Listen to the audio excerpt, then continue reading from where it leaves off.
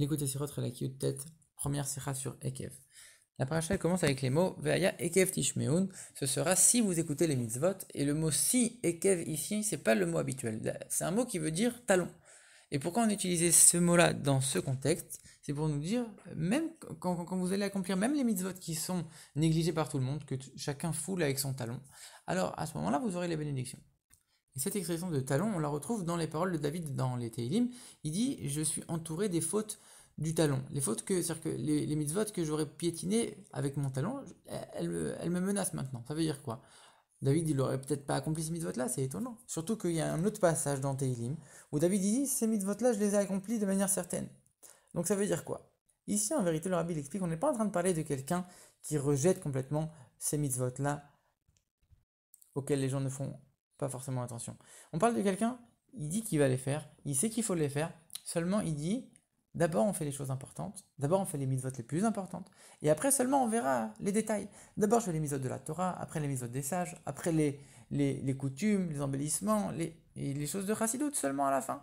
Mais il y a un ordre à suivre, on ne peut pas faire comme ça n'importe quelle mitzvah, même la plus fine, il faut d'abord faire les choses les plus essentielles. Quand la Chassidut elle demande d'aimer chaque juif, même un juif qu'on n'a jamais vu, qu'on ne connaît pas, qui nous a jamais rien fait, et il l'aimait de tout son cœur, alors, a priori, quelqu'un pourrait venir dire, mais attends, déjà le juif qui est mon voisin, qui me rend des services tous les jours, j'ai du mal à l'aimer de tout mon cœur. Toi, tu me demandes d'aimer celui que j'ai jamais vu. Alors attends un petit peu, il y a un ordre dans les choses.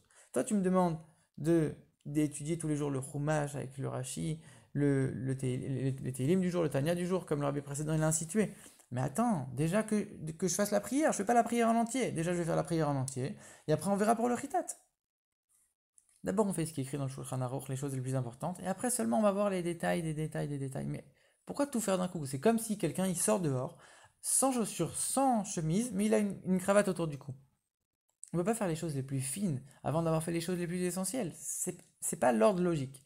Le rabbi, d'ailleurs, il a répondu à cet homme-là, qui lui avait dit c'était comme avoir une cravate. Le rabbi lui a dit mais justement, quelqu'un qui a une cravate et qui a rien, il va s'apercevoir en voyant sa cravate qu'il lui manque quelque chose, et il va finir par tout faire.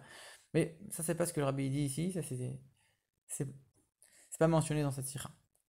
Donc le rabbi dit a priori, même si cet ordre il est logique, il faut baser l'accomplissement de la Torah et des mitzvot sur le fait qu'on est complètement lié à Dieu, soumis à Dieu, et qu'on se donne complètement pour Dieu. C'est ça l'accomplissement de la Torah et les mitzvot. On ne doit pas commencer à mettre un ordre et une logique. On se dévoue complètement à Dieu, à 100%. Et en vérité, une mitzvah, c'est là pour nous attacher à Dieu. Le mot mitzvah, il veut dire un attachement. C'est comme le mot tsafta qui veut dire un attachement à Dieu. Et on s'attache à Dieu de la même manière par une grande que par une petite mitzvah. Et donc, du coup, on ne va pas faire de différence dans les mitzvot. D'abord, on fait naaseh, après nishma, comme on l'a dit quand on a reçu la Torah. D'abord, on fait tout ce qui vient sous notre main, grande ou petite mitzvah. Et après seulement, on va comprendre, on va étudier. Et si cet ordre logique, il nous paraît beaucoup mieux, beaucoup plus structuré, en vérité, c'est uniquement un argument du Yetzer Hara.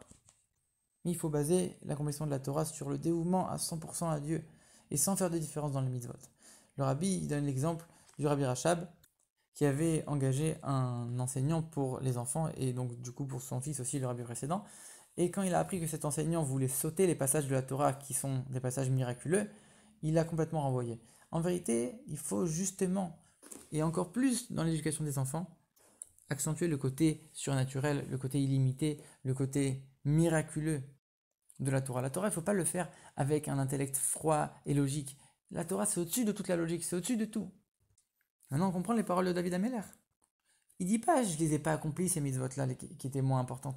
Il sait qu'il a tout accompli. Mais il avait peur que peut-être il ne les a pas accomplis avec la même importance et la même force que les mitzvot qui sont essentiels.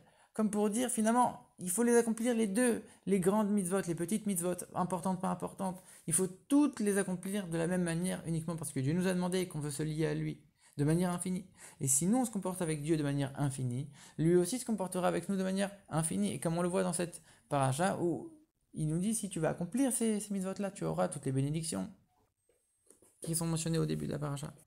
À l'inverse, quand on met des limites et un ordre logique, alors Dieu il se comporte exactement pareil avec nous.